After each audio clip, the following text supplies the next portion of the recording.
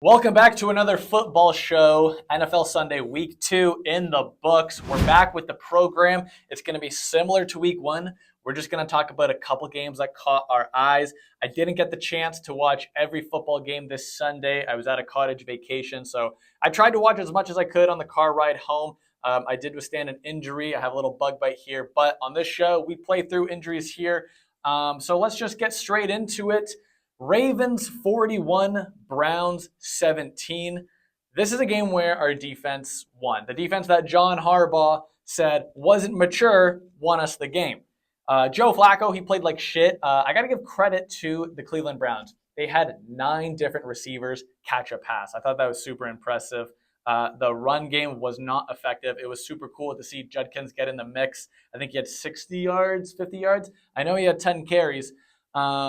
I will say, though, I'm starting to get worried about Derrick Henry. This is back-to-back games where he's fumbled the ball. It's really not a good look, especially for the King. The good news is we didn't need to rely on him in this game. We didn't really need to rely so much on the offense.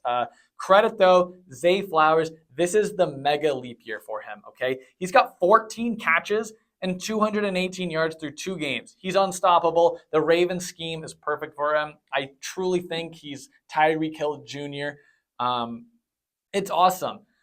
I will say about this game, though, Ravens 41, Browns 17. It looks like we stomped on them. It was pretty close for a majority of the game. The defense was so good. We had some interceptions, returned it to the 6-yard line, almost a crib call. I really love Joe Flacco. He's a Baltimore Raven. He won us a Super Bowl. It was a welcome back party to Baltimore. At this point, though, it's time to put Dylan Gabriel in the game. Joe Flacco, as much as I love him, newer shit smells better than older shit.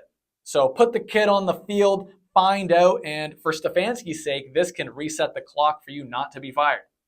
Nevertheless, we're back in the win column for the Ravens. Here we go on to week 3. Cowboys 40, Giants 37.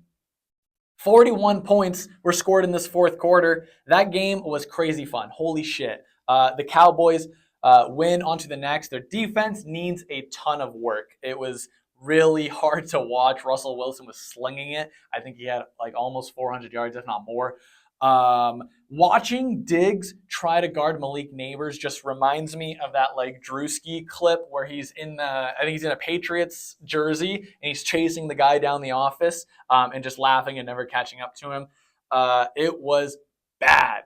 Diggs the defense in Dallas needs improvement. Same with the New York Giants, but you don't expect it. Micah definitely would have made a difference. Pay that man. But the big difference maker is Brandon Aubrey.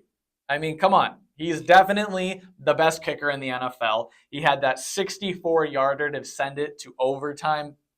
That would have been like a record a decade ago. This guy's just so cash for 3 every single time. I think it's going to be really sick one day when the NFL starts hiring La Liga players. We got to get more soccer players in the mix. They're just like taking over the league slowly. It's so awesome. The kicking is just like insane. Maybe steroid check. Not saying we should. Maybe we should. Also, Dak has not lost the game against the Giants at home since his first ever game as a starter. I thought that was a really cool stat. I think he's like 14-0 against it. Dallas clearly won this cripple fight. The Giants did show a lot of competitiveness. There's a lot of good things to look at if you're a Giants fan. Okay, you put up 37 points, which is a win in almost every single game. They did give up, though, 160 yards worth of penalties. That shit, you got to stop that shit, all right? As a Ravens fan, being undisciplined is like you just want to put a bullet in the brain. So just lock it in, okay? You had that one player, forget his name, but he had like 40 penalty yards on his own in one play. So that just can't happen. Huge nod, though, to the Giants. I thought their defense, even though the Cowboys put up 40, I thought they put up some good plays. I always just saw guys just picking up Cowboys players and just like bringing them back 4 yards or just throwing them off. And the face masks that the Giants defenders have might be the coolest in the league. So huge nod to the Giants. They never gave up. They played competitive. Wandale seems like a legitimate weapon downfield. That's another thing you got to look at is Russ was literally airing it out. Malik Neighbors has some nice catches. But Wandale, he's always good for like 4 games a year where he can just tear open a secondary. Nevertheless, at best, I think this team's a 4-win team. Is what it is. Argue with a wall. So we'll move down the line. Bills 30, Jets 10. The Buffalo Bills didn't even need to play that great to secure a win. I'm not sure after this game where the needle moves for either team. James Cook is incredible. He definitely showed that why he deserved to get paid. It's clearly working out. I just really hope we don't see later down the season Josh Allen to steal red zone touchdowns from James Cook with that Make-A-Wish tush push that they pull off here and there. Keep giving the rock to James Cook. He deserves it. He wants it. It's just, and after Josh Allen's broken nose injury, I don't know if you really want to keep risking this Make-A-Wish tush push. The Jets are brutal, so this was a huge confidence booster for that Buffalo Bills defense who couldn't stop the run against the Ravens in week 1. But it seemed like this week the Jets just had no answers. Justin Fields, what's going on, man? 3 for 11. If someone told me he had a concussion going into the game, I would have believed it based on the 3 quarters he played. Obviously, he has a concussion now. I hope him a speedy recovery. I didn't think he would play this bad. He clearly proves me wrong. Seems like he proves all of us wrong every single week. I hope he recovers soon, though. It seems like the cycle for him is he's either a little bit frisky or couldn't even be a third string on an NFL team.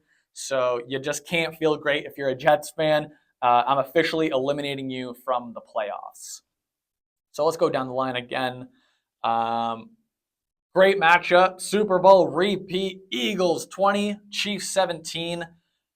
Okay, this is going to be hard, but Eagles games are so boring to watch. I have a lot of friends who are Eagles fans, and I just can't understand it.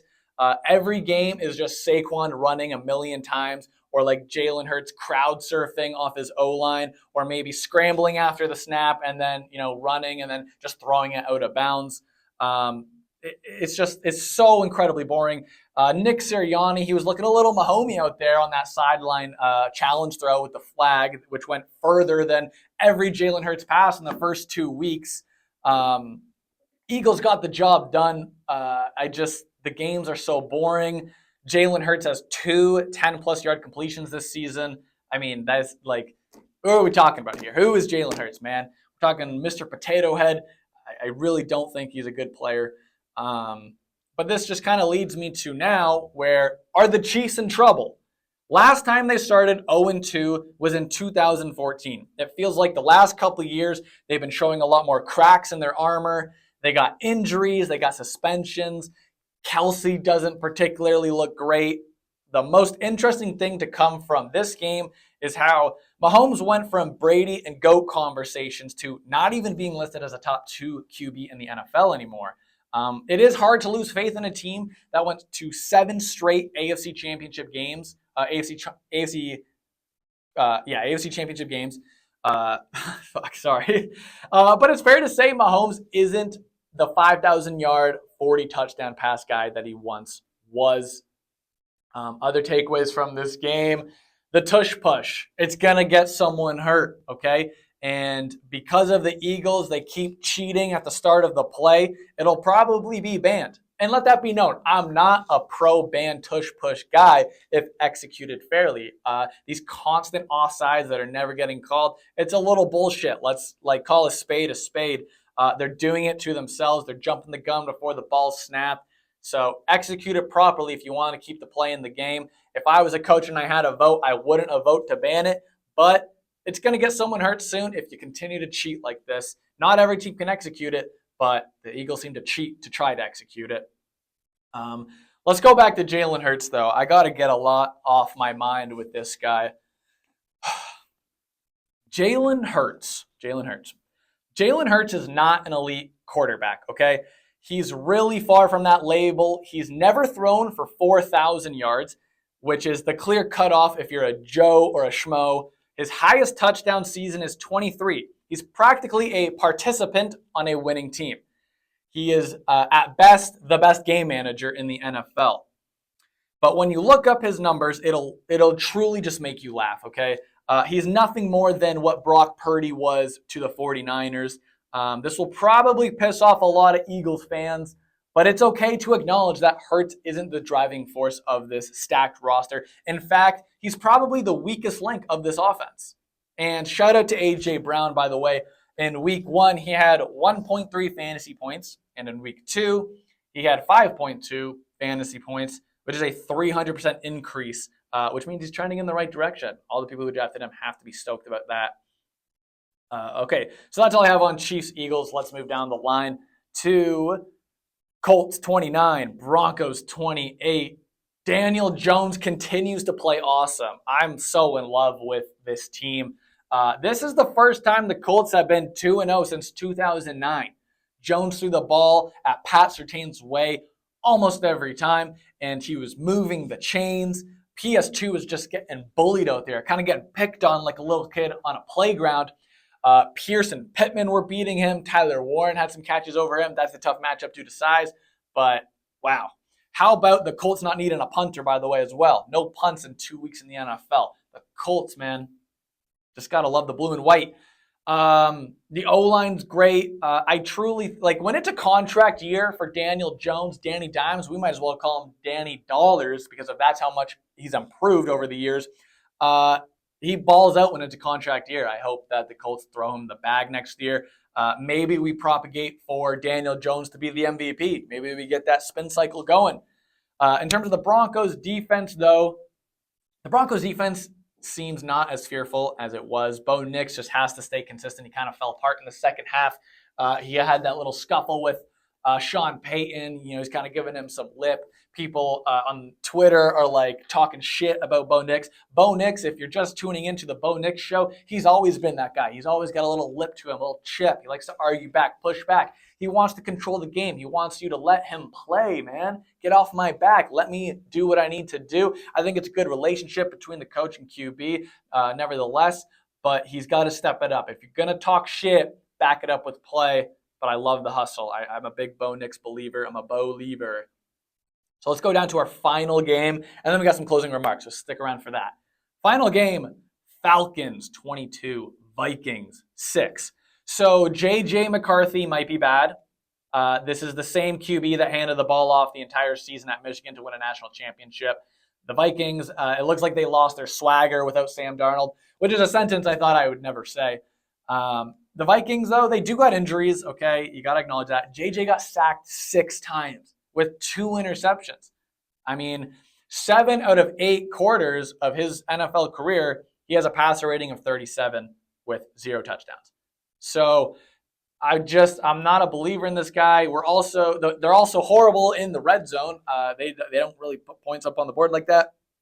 Carson Wentz is expected to be the starter in week 3. I look forward to that. I love that he has more MVP votes than Russell Wilson does in his career. That might be one of my favorite NFL stats. But with the Falcons, though, the Falcons look dialed. So poised, so great out there with the defense. It's just so entertaining. You just got to love that as a Falcons fan. James Pierce Jr. and Jalen Walker look like studs. Great draft picks. The deep secondary was solid. They got some interceptions. Young Wei Koo, whatever the pronunciation is, he got replaced by a guy that's like an alien coming down from a UFO who just makes everything. It was insane. It was great. The Falcons are going to be one of those frisky teams. They're going to really compete for that division title. Them or the Bucks pretty much after week 2. You can kind of write off the Saints and the Panthers. But the Falcons, man, they're good. I want to see more from Penix. I want to see him air it out more. It looks super weird watching a lefty play quarterback. And I just love that he has a do-rag as his player profile. So, yeah. Let's go to closing remarks. We got 2 players I really want to talk about. So, Joe Burrow is injured. There's a 41% obesity rate in America. Why does Joe Burrow keep getting injured? It's from bad O-line play. How is that the Bengals can't find 5 people to block for Joe Burrow? Okay, these are the injuries he's had. He's had a torn ACL, torn PCL, torn MCL, torn meniscus, torn wrist ligament, and now turf toe. Something has to change. He's never had an O-line that's been higher ranked than 27th in the NFL. It just sucks to see an elite quarterback not on the field. I truly think the Cincinnati Bengals are a cursed franchise, but this is just another bummer, man. And lastly, Shout out to everyone who drafted Travion Henderson because he is disappointingly garbage. It's becoming a concern. He appeared in 19 snaps and drew 3 flags. His pass protection, which was one of his best traits at Ohio State, has yet to show up in pro play. He might not be a bell cow, but neither was Chase Brown or Bucky Irving in the first 2 weeks. Then they popped off. So the hype train, it's fun to watch. You're taking big swings in fantasy.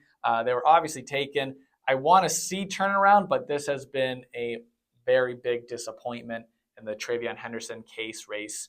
So that's the program. Those are the games we wanted to talk about. We'll talk about more in depth when I actually get a chance to watch more games instead of watching it in a packed car ride home. Thank you to everyone who watched week 1. Hopefully you guys stick around for week 2. This has been super fun. Shout out to PointsBet for letting me use the studio. This is great. If you're watching sports and not sports betting with PointsBet, what the hell are you doing? We got Monday Night Football tonight. On to the next week.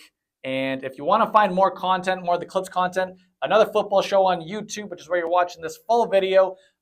There's also an Instagram where we post clips, and there is a TikTok called Sideshow Kit, where you'll find a lot more great clips as well. So stick around for that. This has been great. Thank you guys for your time. Until next time, so long for just a while.